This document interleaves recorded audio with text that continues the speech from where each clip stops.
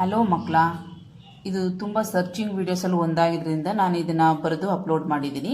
ನಿಮಗೆ ಇದು ಯೂಸ್ಫುಲ್ ಆದಲ್ಲಿ ಅಥವಾ ನಿಮಗೆ ಲೈಕ್ ಆದಲ್ಲಿ ನನಗೆ ಪ್ಲೀಸ್ ಲೈಕ್ ಮಾಡಿ, ಸಬ್ಸ್ಕ್ರೈಬ್ ಮಾಡಿ, ಮತ್ತು ನೋಟಿಫಿಕೇಷನ್ ಬೆಲ್ಲು ಒತ್ತಿದ್ರೆ ನಾನು ಮಾಡುವಂತಹ ಹೊಸ ವೀಡಿಯೋಸ್ ಅಪ್ಲೋಡ್ ಮಾಡಿರೋದು ನಿಮಗೆ ನೋಟಿಫಿಕೇಷನ್ ಸಿಗುತ್ತೆ. ಅದಕ್ಕೋಸ್ಕರ ಪ್ಲೀಸ್ ಸಬ್ಸ್ಕ್ರೈಬ್ ಮಾಡ್ಕೊಳ್ಳಿ. ನಾನು ಇದನ್ನು ಎಕ್ಸ್ಪ್ಲೇನ್ ಮಾಡಿ ಹೇಳ್ತಾ ಇದ್ದೀನಿ. ಗಾದೆಗಳು ವೇದಗಳಿಗೆ ಸಮಾನ, ವೇದ ಸುಳ್ಳಾದರೂ ಗಾದೆ ಸುಳ್ಳಾಗದು. ಗಾದೆಗಳು ಜನರ ಅನುಭವದ ನುಡಿಮುತ್ತುಗಳು.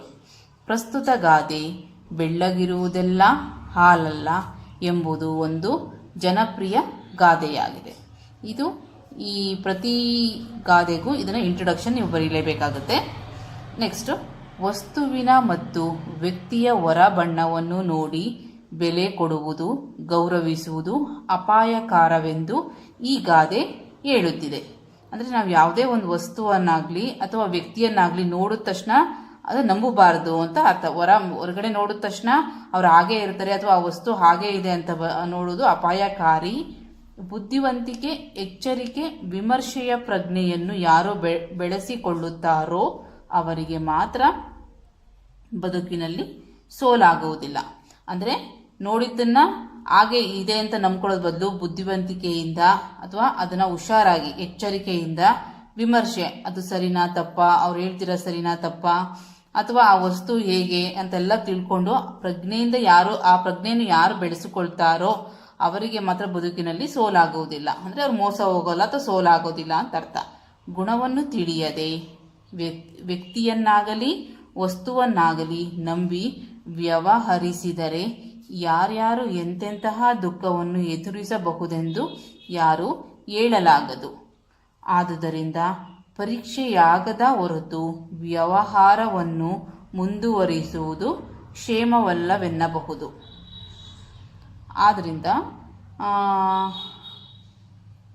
ಗುಣವನ್ನು ತಿಳಿಯದೆ ವ್ಯಕ್ತಿಯನ್ನಾಗಲಿ, ಅವ್ರ ವ್ಯಕ್ತಿ ಯಾವ ಗುಣ ಇದೆ ಅಥವಾ ಅವ್ರನ್ನ ಮೋಸ ಮಾಡ್ತಾರಾ ಇಲ್ವಾ, ಅವ್ರು ಹೇಳೋದು ನಿಜ ಇದೆಯಾ, ವಸ್ತುವನ್ನು ಅಷ್ಟೇ ತಗೋಬೇಕಾದ್ರೆ ಅದನ್ನು ಪರಿಶೀಲಿಸಿ ಅದನ್ನು ನಂಬಿ ವ್ಯವಹರಿಸಿದರೆ ಯಾರ್ಯಾರು ಎಂತಹ, ಅಂದರೆ ವಸ್ತುವನ್ನಾಗಲಿ ನಾವು ಪರಿಶೀಲಿಸದೆ ತಗೊಂಡ್ಬಿಟ್ರೆ ದುಃಖವನ್ನು ನಂಬಿ ವ್ಯವಹರಿಸಿದರೆ ಯಾರ್ಯಾರು ಎಂತೆಂತಹ ದುಃಖವನ್ನು ಎದುರಿಸಬಹುದೆಂದು ಯಾರು ಹೇಳಲಾಗದು.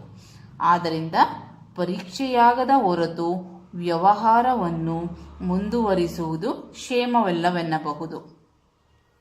ಅಂದರೆ ಯಾವಾಗಲೂ ಟೆಸ್ಟ್ ಮಾಡಬೇಕು, ಮನುಷ್ಯರನ್ನೇ ಆಗಲಿ ಅಥವಾ ವಸ್ತುವನ್ನೇ ಆಗಲಿ ಸರಿನೋ ತಪ್ಪು ತಗೋಬಹುದಾ ಇಲ್ವಾ ಅಂತ ನೋಡಿ ಚೆಕ್ ಮಾಡಿ ತಗೋಬೇಕು ಅನ್ನೋದು ಈ ಸೆಂಟೆನ್ಸ್ದು ಅರ್ಥ.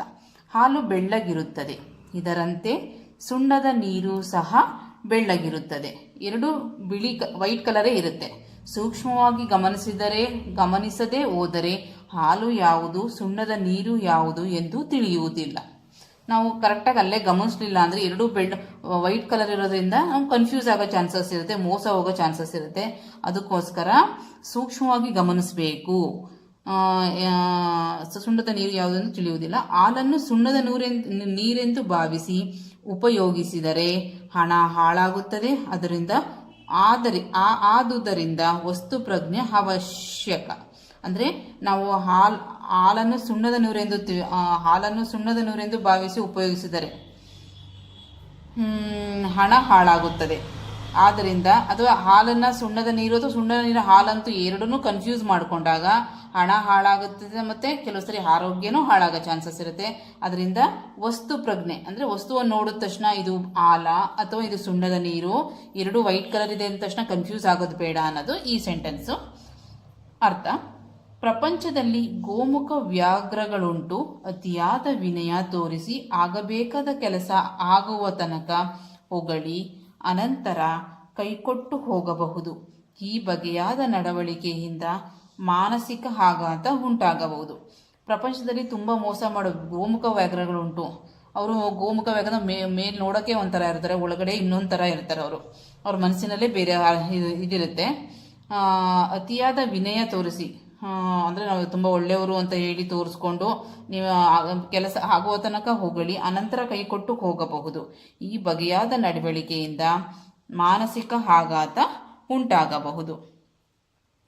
ಇದರಿಂದ ನಿಮ್ಗೆ ತುಂಬ ದೊಡ್ಡದಾಯಿತು ಅಂತಂದರೆ ಇದೊಂದು ಪ್ಯಾರಾ ಬೇಕಾ ಸ್ಕಿಪ್ ಮಾಡ್ಬೋದು. ಚಿಕ್ಕ ಮಕ್ಕಳು ನಮ್ಗೆ ಬರೆಯೋಕೆ ಕಷ್ಟ ಆಗುತ್ತಂದರೆ ಇಲ್ಲಿಂದ ಇಲ್ಲಿ ತನಕ ಬರೆದು ಇದಕ್ಕೆ ನೋಡಿ, ಆದುದರಿಂದ ಮೇಲು ಮಾತಿನಿಂದ ಒಬ್ಬನನ್ನು ಒಳ್ಳೆಯವನೆಂದು ತಿಳಿದು ಮೋಸ ಹೋಗಬಾರದು. ಮೇಲೆ ಹೇಳ್ತಾ ಇದ್ದಾರೆ, ಹೇಳಿದ ತಕ್ಷಣ ಅವ್ರು ಹೇಳಿದ ಮಾತೆಲ್ಲ ಸರಿ ಒಳ್ಳೇದು ಅಂತ ತಿಳಿದು ಮೋಸ ಹೋಗಬಾರದು. ಪರೀಕ್ಷಿಸಿದಾಗಷ್ಟೇ ಒಬ್ಬ ವ್ಯಕ್ತಿ ಎಂಥವನು ಎಂದು ತಿಳಿಯುವುದು. ಅಂದರೆ ಪರೀಕ್ಷಿಸಿದಾಗಷ್ಟೇ ಅಂತಂದರೆ ಸೂಕ್ಷ್ಮವಾಗಿ ಯೋಚನೆ ಮಾಡಬೇಕು. ನಾವು ಅದನ್ನು ನೋಡ್ಕೋಬೇಕು, ಅವ್ರು ಹೇಳೋದು ಸರಿನಾ ತಪ್ಪು, ಅದನ್ನು ಮೋಸ ಮಾಡೋಕ್ಕೆ ಹೇಳ್ತಾ ಇದ್ದಾರಾ ಅಂತ ನೋಡಿಕೊಂಡು ಆಮೇಲೆ ಅವ್ರು ಎಂಥವ್ರು ಅಂತ ತಿಳ್ಕೊಂಡು ನಾವು ಅದನ್ನು ವ್ಯವಹಾರನ ಮುಂದುವರಿಸಬೇಕಾಗತ್ತೆ ಅಥವಾ ಅವ್ರನ್ನ ನಂಬಬೇಕಾಗತ್ತೆ. ಒಳೆಯುವುದೆಲ್ಲ ಬಂಗಾರವೇ ಆಗಿರಲು ಸಾಧ್ಯವೇ? ಅಂದರೆ ಪಳಪಳ ಅಂತ ಒಳೆದ ತಕ್ಷಣ ಅದೆಲ್ಲ ಚಿನ್ನ ಆಗಿರೋಕ್ಕೆ ಸಾಧ್ಯನೇ? ಹಾಗೆ ಬೆಳ್ಳಗಿರುವುದೆಲ್ಲ ಹಾಲೆಲ್ಲ ಎಂಬುದು ಅಂದರೆ ಅದು ಒಳೆಯುವುದೆಲ್ಲ ಬಂಗಾರವೇ ಆಗಿರಲು ಸಾಧ್ಯವೇ ಎಂಬುದು ಈ ಗಾದೆಯ ಅರ್ಥ. ನನ್ನ ಮಕ್ಕಳಿಗೆ ಈಸಿ ಆಗಲಿ ಅಂತ ಸ್ವಲ್ಪ ಈಸಿ ಸೆಂಟೆನ್ಸಲ್ಲಿ ಬರೆದಿರ್ತೀನಿ. ಓಕೆ, ಇದು ನಿಮ್ಗೆ ಯೂಸ್ಫುಲ್ ಆದಲ್ಲಿ ಪ್ಲೀಸ್ ನನಗೆ ಸಬ್ಸ್ಕ್ರೈಬ್ ಮಾಡಿ, ಲೈಕ್ ಮಾಡಿ. Thank you very much.